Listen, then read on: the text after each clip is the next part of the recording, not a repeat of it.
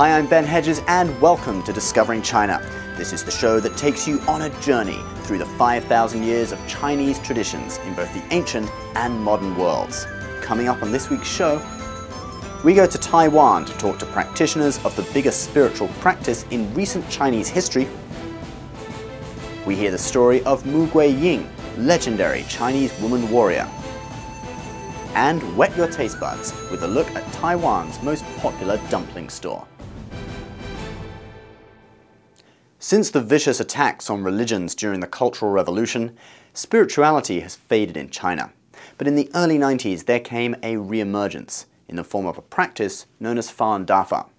By 1997, Chinese authorities estimated that over 70 million people were practicing Falun Dafa in the mainland.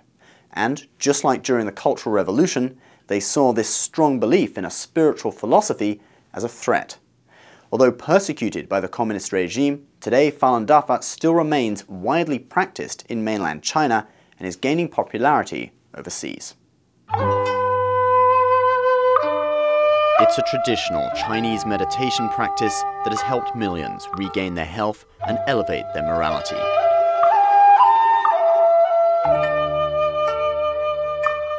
Yet it's known on the international stage for different reasons. Since 1999, the Chinese communist regime has carried out a brutal persecution against practitioners of Falun Dafa, also called Falun Gong. Practitioners have been beaten, imprisoned, and now allegations have even emerged that the regime has been harvesting their bodily organs to sell for profit. Yet at the heart of Falun Dafa are traditional Chinese values. The practice is based on truthfulness, compassion, and tolerance, ideas that sit very closely with China's traditional religions of Buddhism, Taoism, and Confucianism. The persecution in mainland China has not stopped Falun Dafa's popularity increasing overseas. In Taiwan on November 18th, followers of Falun Dafa gathered to share the good things about their practice. The 2012 Taiwan Falun Dafa Experience Sharing Conference was held at the National Taiwan University. This year, over 7,000 attendees took part in the annual event. One practitioner from Vietnam who has been practicing Falun Dafa for over 10 years talks about how the practice has transformed her life. Change everything in our attitude, in our thinking, in our understanding, and in our relationship as well. Everything happened, I always think about others, how they're feeling, how impact to others, and I change day by day. Falun Dafa has spread to 114 countries and regions across the world. In Taiwan, tens of thousands of people are practicing Falun Dafa. Practitioners share their thoughts about what it was like when they first started practicing. I felt like I had been given a new life. My whole body changed. Previously, my body had been in very bad shape.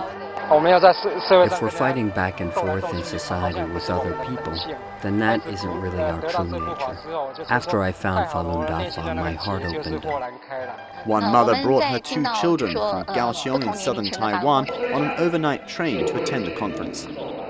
When we were listening to Falun Dafa practitioners of different ages sharing their experiences, my son and daughter were smiling. It seems their experiences have happened in our lives too. We all face the same challenges to improve. Coming here, I feel like my heart is being washed clean. Large-scale Falun Dafa conferences like this one are held across the world every year. They're normally accompanied by activities to promote Falun Dafa. This year, Taiwan practitioners formed the symbol of Falun Dafa outside of Taiwanese government buildings. Previous formations included the 3 Chinese characters for truthfulness, compassion, and tolerance, and also Zhuan Falun, the main book of Falun Dafa teachings. These activities let those in China know that despite the communist regime's propaganda against the practice, Falun Dafa is still popular and respected overseas.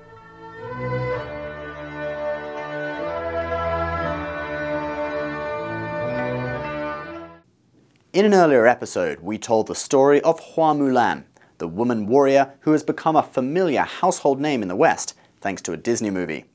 This week, Margaret Tri introduces another legendary Chinese woman warrior, Mu Guiying. who has been immortalized as one of China's greatest. Mu Guiying of the Song dynasty is best known in Chinese history as the only person who could break the invincible heavenly gate formation of the Liao army. At the time, she was only 19 years old. Mu Guiying had outstanding martial arts skills. Legend has it that she practiced martial arts and studied esoteric practices from a young age, taking after her father who lived on Mount Mu. She was the wife of Yang Zhongbao, the third generation of the Yang family of generals who protected the Song's northern border from the Liao for more than 2 decades. One story has it that she met her husband in a duel in which he was captured. But Yang refused to surrender and chose to die. Finding herself falling in love with a prisoner, Mu proposed marriage. Yang accepted, but his father, Yang Yanzhao, was angry with his disgraced son and ordered him to be executed. To save her husband, Mu engaged in a fight with her father-in-law, also capturing him. Mu then apologized to her father-in-law, who eventually consented to the marriage and welcomed Mu to his family and his army. As part of the Yang family, Mu Guiying played a significant role in the battles against the Liao forces. When her husband died in a battle against the Western Xia, Mu Guiying and the other widows continued the Yang family legacy of safeguarding the Song's border from invaders. Composed, confident, and unwavering, like a veteran general, Mu Guiying took command of the Yang army. She instructed the men to break the different moves of the formidable formation one by one, using the secret countermeasures she knew. She also ordered a separate and surprise attack to cut off the enemy's supply by burning and destroying their food supplies. Under her command, the Yang army broke the heavenly gate of 72 moves battle formation and defeated the Liao troops, a defeat that led to the eventual downfall of the Liao dynasty. Mu Guiying was later trapped and killed by arrows at the Tiger and Wolf Canyon, where her remains were buried. Legend has it that the tears of her grandmother-in-law, Shi Saihua, moved the spirit of the mountain to respond with tears of sympathy in the form of rocks rolling down the cliff, hence earning its name, Rolling Tears Cliff. For her battle achievements, the Song court awarded her the title Huntian Marquis. The story of Mu Guiying has become a popular theme for Chinese operas, dance, novels, movies, and TV dramas. Today, Mu Guiying continues to be an inspiration. Her name has become a symbol of courage, loyalty, and steadfastness.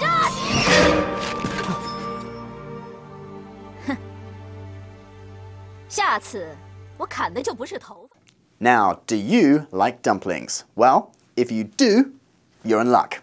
We're going to take another trip to Taiwan, where a recent poll determined the most popular xiaolongbao stores on the island.